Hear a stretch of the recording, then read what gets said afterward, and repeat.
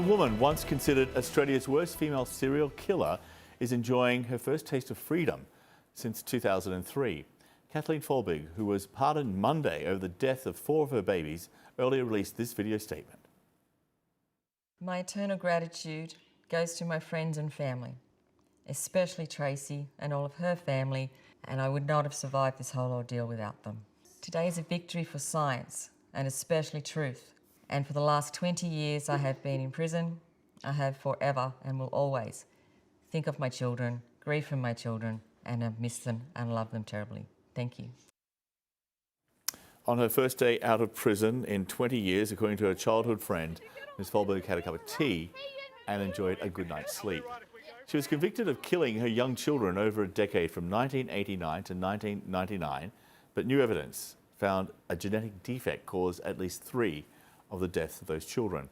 Joining us now from the Australian capital, Canberra, Anna Maria Arabia is the CEO of the Australian Academy of Sciences, one of the parties that actually managed to get this case, managed to get this pardon for her. So thank you so much for being with us. We really appreciate your time.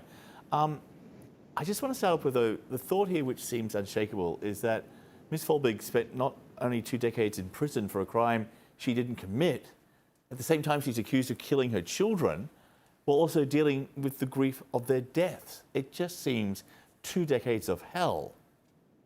It's unimaginable trauma and grief, and in all of our scientific work to support this case, it has been difficult to imagine what she has been through, but we have kept in our minds the thought that behind this case and all of the scientific evidence, there is a woman who has experienced immense trauma and grief in her life. It really is unimaginable for us, I believe. Explain to me the science, though, of how Ms. Folbigg eventually had her name cleared, how this pardon came about, what your role in all of this and how you came into this in the first place.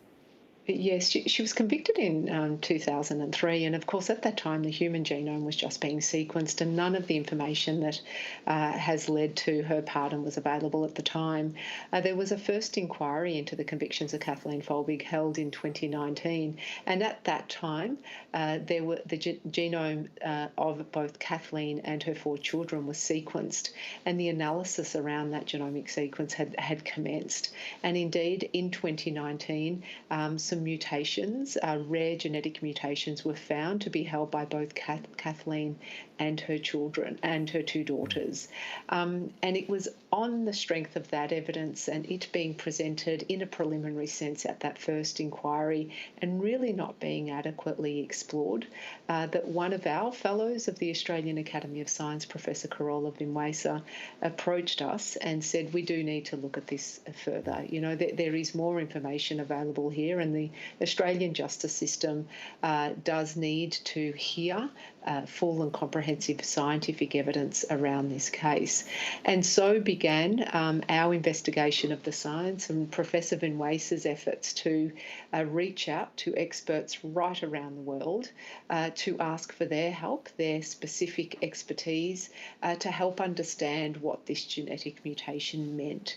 And over time, it's become very clear that the calmodulin mutation held by Kathleen and her daughters is rare and is a likely cause of death via cardiac arrhythmia, so a sudden stopping of the heart that can lead to death, and in this case is likely to have occurred for her 2 daughters.